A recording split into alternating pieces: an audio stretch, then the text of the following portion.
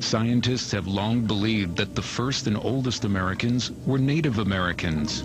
Kennewick man may overturn this long-held scientific belief. Only 4 days after the radiocarbon date, the skeleton is confiscated by the government. All scientific work stops.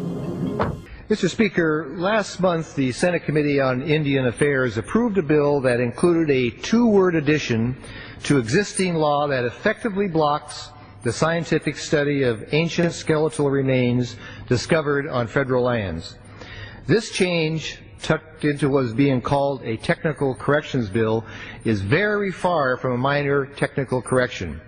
It is a fundamental shift in existing law and would overturn a decision of the Ninth Circuit Court, which is second only to the Supreme Court.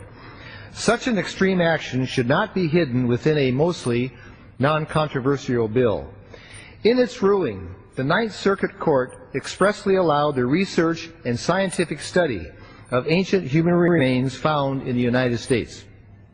The Senate bill seeks to quietly erase our nation's ability to study our past and the planet's human history. The Tri-Cities community in my Central Washington district needs no introduction to this issue. They experienced firsthand the court battles that ensued after the 9,300-year-old Kennewick man remains were discovered on the banks of the Columbia River in 1996. These remains are among the oldest found in North America, and the quality of the remains has the potential to yield researchers greater insight into the early history of man in North America. A full 8 years after Kennewick man's discovery, the Ninth Circuit Court ruled in 2004, as I have explained, that the remains were to be studied by scientists. Then, during the last Congress, the Senate first sought its two-word addition in technical corrections. I introduced a bill to challenge and publicize this action.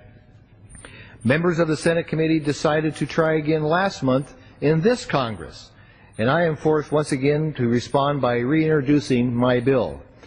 My bill very simply and plainly ensures the ability for scientific study of truly ancient remains.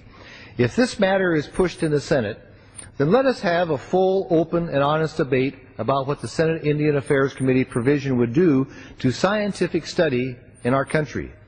The efforts to quietly slide through such a dramatic change needs to stop, and those who supported it should be explained why and give a justification.